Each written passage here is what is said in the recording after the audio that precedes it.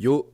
Alors je souhaitais commencer une série où j'imaginais les personnages de Smash Bros si je les mettais dans League of Legends, mais en écrivant la première vidéo, je me suis dit que les gens n'allaient pas trop comprendre tous les termes que j'emploie en général si vous n'êtes pas directement du milieu de LoL. Donc pour les gens qui connaissent uniquement Smash Bros, et même d'autres gens qui veulent découvrir LoL, je me suis dit que j'allais faire une petite vidéo tuto pour que les gens comprennent comment ça marche les compétences dans League of Legends et comment on joue au jeu. Le gameplay. Tout d'abord, League of Legends est un MOBA en vue du dessus. MOBA signifiant Multiplayer Online Battle Arena. Dans le cas de League of Legends, le but sera donc de détruire le Nexus. Il y a d'autres étapes avant la destruction du Nexus, mais ici on va surtout parler de gameplay. Donc League of Legends est un jeu dans lequel il faut faire des clics droits à la souris pour se déplacer. Le clic droit permet également de faire de ce qu'on nomme des auto-attaques, ce que peuvent faire tous les personnages du jeu, mais qui variera en dégâts et en portée selon celui que vous jouerez. Simplement en divisant en deux catégories, les persos range et les persos mêlés. Même au sein de ce personnage, la portée d'auto-attaque varie selon le perso. Ce clic droit permet également de vous déplacer sur la carte directement, cliquez sur la carte, et alors votre personnage empruntera le chemin le plus court en contournant les obstacles pour rejoindre le point sur lequel vous avez cliqué. Là aussi, chaque personnage ayant des stats de vitesse de déplacement différentes, les faisant aller plus ou moins vite pour parcourir cette distance.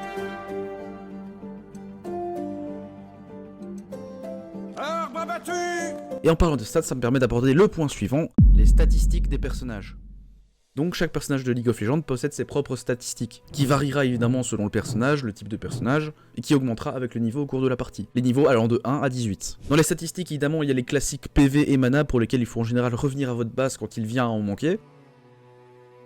Également, certains personnages n'ont pas de mana, et certains d'entre eux ont ce qu'on appelle de l'énergie à la place, ce qui est une barre plus petite de mana, qui s'use très rapidement, mais qui se recharge toute seule très vite également. En statistiques offensives, il y a deux stats principales, l'AD et l'AP, l'attack damage et l'ability power. L'AD représente une valeur de dégâts physiques, plus celle-ci sera élevée, plus vos compétences de dégâts physiques et vos auto-attaques feront des dégâts. L'AP quant à lui représente une valeur de dégâts magiques, plus celle-ci est élevée, plus vos compétences de dégâts magiques feront des dégâts. Tous les champions ont une base d'AD et d'AD par niveau, et où l'AP, la grande moyenne des champions, commence avec 0 d'AP. Et cet AD et cet AP sert à quoi exactement? Alors en fait, les compétences possèdent ce qu'on appelle des ratios. Donc prenons en exemple Z de Veigar ici, qui fait 100 plus 100% de ratio AP en dégâts magiques. C'est-à-dire que simplement si vous avez 100 d'AP, la compétence fera 100 plus 100 et du coup 200 de dégâts magiques. Les auto-attaques, quant à elles, sauf exception, feront 100% de votre AD en dégâts. Vous allez très souvent m'entendre dire sauf exception vu le nombre astronomique de personnages qu'il y a dans ce jeu. En statistiques offensives, vous avez également l'AS, donc l'attack speed, qui représente la vitesse à laquelle vous ferez des auto-attaques. Si votre AS est à 1, vous ferez une auto-attaque par seconde, si c'est à 2, vous ferez 2 attaques par seconde, etc. Celle-ci étant capée à 2.5 maximum pour la plupart des personnages. Ensuite, il y a les chances de coups critiques, les coups critiques étant des auto-attaques infligeant 75% de dégâts en plus. Plus vous avez de chances de crit, plus vous aurez de chances d'en faire. En stade défensive maintenant, il y a l'armure et la résistance magique, l'armure réduisant les dégâts physiques subis et la RM réduisant les dégâts magiques subis. En statistique utilitaire, il y a la haste, qu'on appelle également accélération de compétences. Beaucoup de gens appellent ça encore CDR, mais ça ne veut plus vraiment dire la même chose maintenant. Donc la haste, à quoi ça sert? Vos compétences ont un délai de récupération lorsque vous les utilisez. Ce délai de récupération veut dire que vous ne pourrez pas vous en servir tant qu'il ne sera pas fini. Et la haste permet de réduire ce délai sur toutes vos compétences. Donc plus vous avez de haste, plus vos délais de récupération seront courts. En dernière stade des stats principales que je vous affiche, il y a l'AMS dont on a parlé un peu plus tôt. Et du coup évidemment, plus vous en avez, plus vous irez vite.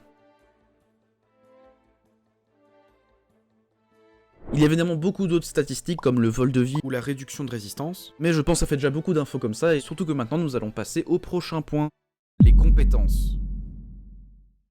Les personnages de League of Legends s'appellent des champions, et ces champions possèdent en général 4 compétences et un passif, et ont tous une barre de sort similaire à celle-ci, sauf cette aberration de la nature qu'on décrira pas ici. Les 4 emplacements sont pour la grosse majorité des champions des compétences activables, que la majorité des personnes attribueront aux touches A, Z, E et R, QWR pour les claviers américains. De ce fait, dans le langage courant, on parle d'utiliser son Q, son W, lorsque l'on dit qu'un personnage a activé sa compétence. Vous verrez les gens dire A ou Q selon la langue ou selon l'habitude, et en ce qui concerne ses sorts aussi, ils peuvent level up jusqu'à 5 fois, et pour pouvoir level up ses compétences, il suffit simplement de monter de niveau, et vous pourrez choisir quel sort vous voudrez améliorer ou simplement débloquer si c'est au début de partie. Il y a juste une exception pour le R qui est l'ultime du personnage, qui est donc sa compétence clé, sa compétence la plus puissante, vous voyez ce que je veux dire. Celle-ci ne peut être débloquée qu'au level 6 et ne s'améliore qu'au level 11 et 16, donc ne peut avoir que 3 améliorations, d'où le level 18, 5 plus 5 plus 5 plus 3, ça fait 18. Le passif quant à lui est une fonctionnalité inhérente au personnage, du genre je gagne X% de lifesteal, ou alors je décris un roman parce que je suis un champion récent et qu'on fait du power creep pour essayer de rester original.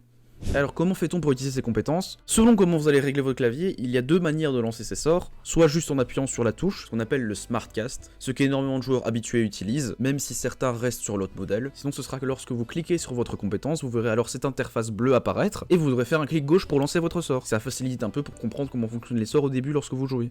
Mais pour lancer ces compétences, évidemment, il y a différentes manières de la lancer. On va résumer ça en 3 grosses catégories. Tout d'abord, les skill shots, qui sont des compétences qui demandent de savoir viser et que votre personnage lancera dans la direction dans laquelle vous avez mis votre souris. Ensuite, les compétences point and click, qui demandent d'avoir une cible pour être lancée, donc vous ne pourrez pas les lancer dans le vide. Vous devrez mettre votre souris sur le personnage et cliquer sur votre sort dessus.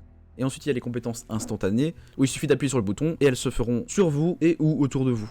Pour ajouter à ça, il existe aussi un temps de canalisation sur les compétences. Donc par exemple, un skill shot avec une canalisation prendra un peu de temps à se lancer après que vous ayez appuyé. Il existe même certains sorts qui ont de la canalisation variable et vous devrez rester appuyé sur la touche pour le canaliser plus longtemps, ce qui permettra souvent alors d'augmenter sa portée, voire sa puissance. Et pour finir cette vidéo, parlons des catégories de compétences. Encore une fois, je vais vous parler de certaines catégories qui ressortent plus du lot, parce qu'évidemment, il y en a beaucoup, et la vidéo prendrait vraiment 1 heure si je devais tout expliquer. Donc en premier lieu, les sorts peuvent être mono-cibles ou multi-cibles, donc c'est-à-dire soit ils peuvent toucher une seule personne et c'est tout, c'est souvent le cas pour les sorts point and click, soit ils pourront toucher plusieurs personnes et là on parlera de sorts de zone. Les sorts peuvent aussi soit affecter uniquement les champions, soit affecter n'importe quelle entité ennemie, donc en plus des champions, les creeps, les monstres de la jungle, etc. Très rarement les tourelles, sauf quelques exceptions, donc en général évitez de lancer vos skill shots sur les tourelles, ça ne sert à rien. En autre catégorie, il y a les sorts de déplacement, qui permettent de dash ou de blink sur une certaine distance. La différence flagrante entre les deux, c'est que le dash, votre hitbox sera présente pendant le trajet du point A au point B de votre compétence, là où le blink, vous allez vous téléporter instantanément à l'endroit ciblé. Pour ce qui est des dash, certains peuvent passer les murs mais d'autres non, donc je vous invite à lire la compétence avant d'essayer de dash dans le mur. Et pour ce qui est des blinks, la légende dit qu'on peut même casser le mur si on blink dans un mur, mais je vous conseille d'éviter pour ne pas avoir l'air stupide. Après il y a les compétences de furtivité, qui se divisent également en 2 types. Il y a le camouflage. Le camouflage fait qu'on ne vous voit pas tant qu'on n'est pas à une certaine distance de vous, et il y a l'invisibilité qui fait que vous êtes totalement invisible et qu'on ne peut pas vous voir.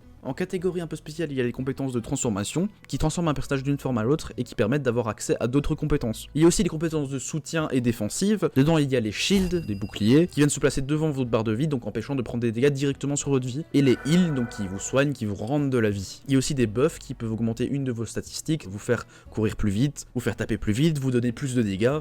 Et pour finir, il y a les compétences de contrôle. On a un tas de sorts, on a les ralentissements qui réduisent la vitesse de déplacement, les immobilisations qui vous empêchent de bouger mais vous permettent toujours d'auto-attaque, les silences qui vous empêchent de lancer des sorts, les stuns qui vous empêchent de faire quoi que ce soit, les bums qui vous envoient en l'air, ainsi que toute autre sorte de sort qui vous déplace, qui vous envoie sur les côtés, qui vous fait voler, qui vous fait danser. Et voilà, c'est tout pour cette vidéo. Bon, évidemment, le jeu est extrêmement complet, extrêmement long, mais ce que je cherchais juste, c'est à vous donner les bases. Il y a aussi cette histoire de runes, de sorts d'invocateurs et d'items qui sont communs un peu à tous les personnages, mais que selon le personnage, tu en prends l'un ou l'autre. Évidemment, ça influe aussi sur vos stats, sur comment vous allez jouer. Je ne comptais pas pousser aussi loin, parce que surtout, je voulais apprendre la base pour comprendre comment ça marche le jeu. Quand vous regardez le jeu, vous allez comprendre ce qui se passe à l'écran, et aussi, quand je vais faire mes vidéos où j'invente des personnages de League of Legends, vous allez mieux comprendre qu'est-ce qui fait quoi et comment ça pourrait interagir sur la carte. Le jeu est très complet avec plus de 150 personnages, il faudrait faire une vidéo par personnage et sur les items, etc. Ce qui prendra un peu de temps. Mais du coup, je vous invite à me suivre si vous désirez voir ces vidéos que je vais faire prochainement, tous les personnages de Super Smash Bros Ultimate en personnages de League of Legends. Donc n'hésitez pas à me suivre, à me follow, à vous abonner sur Twitch, à faire ci, à faire ça, à mettre des likes ou des commentaires si la vidéo vous a plu. Pour ça, moi je vous dis salut.